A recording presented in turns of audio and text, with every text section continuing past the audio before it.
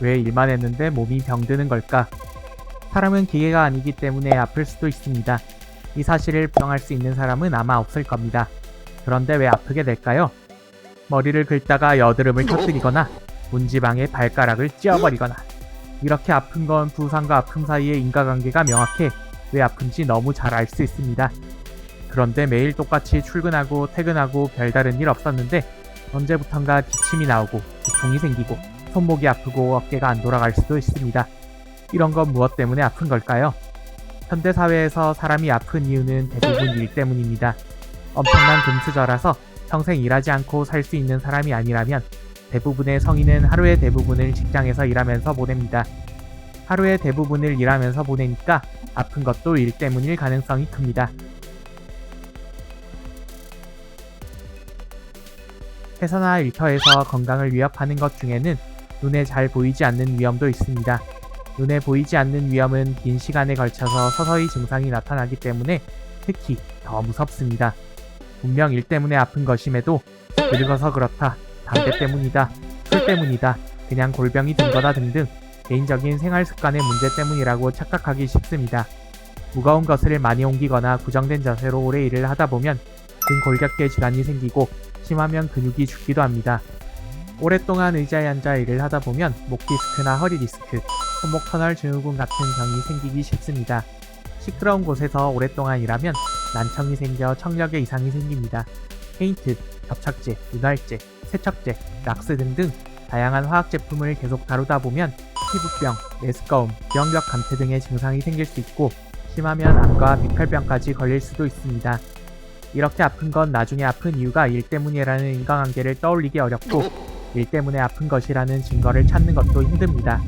당장은 아프지 않지만 장기간 누적되어 발생하는 병이기 때문이고 지금 일하는 곳에서 사용하는 물질이 병을 만드는 것인지 아닌지 정확히 알기 어렵기 때문입니다.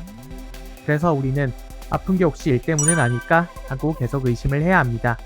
아프기 전에 지금 일하는 곳에서 어떤 것이 나를 아프게 할 수 있을까 생각하고 일하는 모습을 동영상이나 사진으로 찍어두는 게 좋습니다. 페인트, 접착제, 윤활제, 세척제 등등 화학 물질을 사용한다면 해당 물질의 상표와 라벨도 사진 찍어두는 게 좋습니다. 만약을 위해 보험을 드는 것이라 생각하면 됩니다.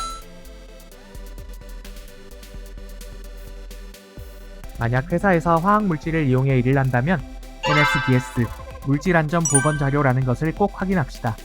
MSDS에는 해당 화학 물질의 명칭, 취급시 주의사항, 노출되었을 때 어떤 증상이 발생하는지, 중독되었을 때 어떻게 대처해야 하는지 등이 상세하게 나와 있습니다. 산업안전보건법은 화학물질을 쓰는 일터라면 반드시 MSDS를 잘 보이는 곳에 비치해 둬야 한다고 정해놓고 있습니다. 그러니 반드시 확인하고 사진을 찍어두세요. 어디 비치되어 있는지 모르겠다면 꼭 물어보세요. 없다고 하면 지금 사용하는 물질이 어떤 것인지 설명해달라고 하세요. 그리고 그 설명을 녹음해 놓거나 동료들에게 말해 놓는 게 좋습니다. 그런데 조금 더 생각해보면 직업병이 생기는 원인에는 지금 일하는 환경만이 아니라 그런 위험한 환경에서 일할 수밖에 없게 만든 사회적 힘도 있습니다. 위험한 환경을 고쳐달라고 이야기해도 고쳐지지 않는 것은 우리 사장은 일개 하청업체의 사장일 뿐이고 사장이 원청기업한테 문제 개선을 요청하면 일감을 안 줄지도 모르기 때문입니다. 그럴 경우 이런 이야기를 꺼낸 내가 잘릴 수도 있습니다. 이런 걸 위험의 외주화라고 합니다. 힘있고 돈 많은 기업은 위험한 일에 대해서 책임지지 않으려고 하청을 주고 그 하청업체는 힘없는 작은 업체에 불과하기 때문에 위험이 더 커진다는 것입니다. 2016년 삼성과 LG의 스마트폰 유심 트레이, 홈버튼 등을 만드는 하청업체 공장에서 청년 파견 노동자 6명이 실명하는 사건이 있었습니다. 작업 환경을 안전하게 만들 능력도 없는 사장이 원청 기업이 정해준 단가에 맞추느라 에탄올을 써야 하는 공정에서 절반 가격이지만 시신경 독성이 있는 메탄올을 사용해 발생한 비극입니다. 이들은 파견 노동자여서 잘릴까봐 초기 증상이 나타나도 사장에게 말도 못했습니다.